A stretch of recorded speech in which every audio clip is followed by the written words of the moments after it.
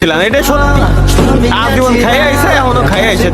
Recently আবার এই যে গেমের উপরে ব্যাড ট্যাক্স আজ পর্যন্ত বালটাও সিটি দেখলাম না যে বাংলাদেশে যে এই গেমটারে প্রমোট করার জন্য ভালো কোনো দিক প্রমোট করতে আজ পর্যন্ত। সেই গেমের গুয়াটাই মাইরে দিচ্ছে যে জায়গায় কোনো যদি ইভেন্টও হতে যায় পুলিশ আগে যে বাড়ানো শুরু করে, অনেক প্রশাসনের থেকে ফোন আসে যে ইভেন্ট করা যাবে না, এটা এ হবে ও হবে, সমস্যা হচ্ছে ও সমস্যা হচ্ছে।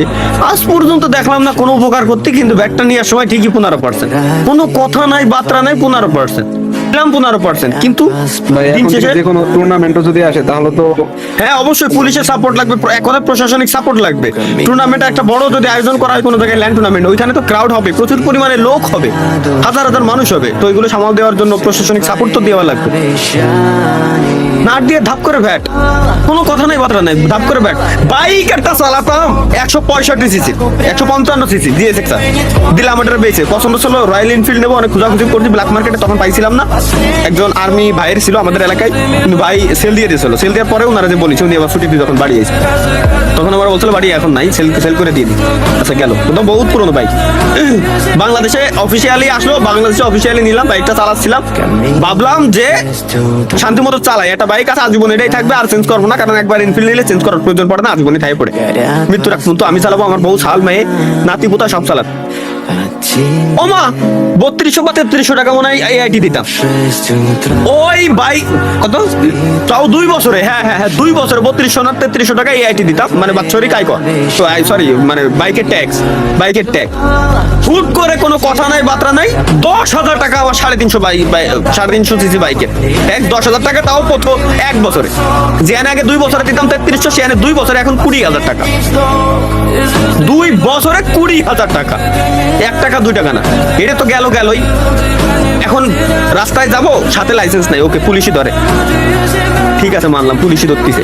এখন এটার জন্য আমার কি করতে হবে, অবশ্যই লাইসেন্স বানাইতে হবে, সরি লাইসেন্স তো আছে, গাড়ির কাগজ নাই, সাপোজ গাড়ির কাগজ নাই, এখন এটার জন্য বাইকের কাগজ বানাইতে হবে। কাগজ বানাইতে আমি গেলাম বিআরটিএতে, ধরো দালা, সঠিকভাবে করবা, ওকে নো প্রবলেম, কর।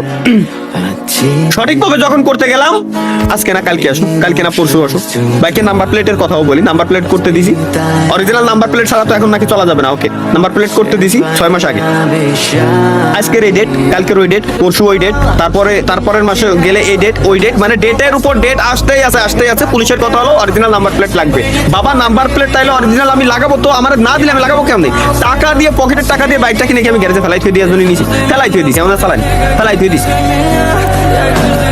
পকেটের টাকা দিয়ে বাইক কিনে ফেলাই দিয়েছি। এখন সিস্টেমটা দেশে হয়েছে এমন ভাই, এগুলো করে মেজাজ খারাপ হয়ে যায়, বহুত কষ্ট করছি ভাই, কথাগুলো সত্যি কথা ভাই। যারা হচ্ছে গরিব মানুষ তাদের কষ্ট নাই, যারা একদম বড় লোক মানুষ খোদার কসম এই দুই সেক্টরের কোনো কষ্টই নাই, বাট যারা আপার মিডিল ক্লাস এবং লোয়ার মিডিল ক্লাস এবং নিউট্রাল মিডিল ক্লাস, এই মধ্যবিত্তদের উপর দিয়ে যত যা যায় সবাই মধ্যবিত্তদের উপর দিয়ে। মধ্যবিত্তদের অনেক বড় বড় স্বপ্ন থাকে, একটা বাইক কিনবো বা একটা কার কিনবো, একটা বাড়ি বানাবো, এরকম স্বপ্ন থাকে, স্বপ্নের উপরে চুইতে টাকাটা নিয়ে নেই, সোজা কথা। খুব কষ্ট লাগে এই জিনিসগুলো দেখি, ট্যাক্সের উপরে ট্যাক্স, প্রত্যেকটা জিনিসে ট্যাক্স, কিন্তু কাদের বেলায় ঠন।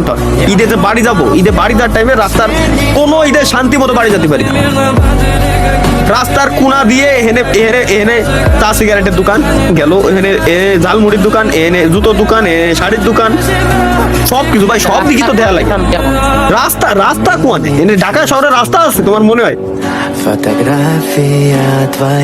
সবই তো মাছের আরো, তার নয় সবজির আরো, রাস্তা খুব, শুধু সোসাইটির ভিতর দিয়ে একটু চলাফেরা করা যায়, তাছাড়া অন্য কোনো জায়গা দিয়ে খুবই কষ্ট। বসবাসের জন্য ঢাকা একদমই বেটার কোনো প্লেস না, গ্রামের দিকে বেটার, ভাই গ্রামে ফিরে যাওয়াই বেটার, ওই জায়গায় শান্তি আছে, শান্তি মতো থাকা যায়। বছর শেষে ট্যাক্স না পারলে সরকার মাইরে নেবে, নয় জেলে নিয়ে যাবে, ওতে আরো জেলে 2 বেলা অন্তত ভাত খাই থাকা যাবে, যেটা ভাবলাম।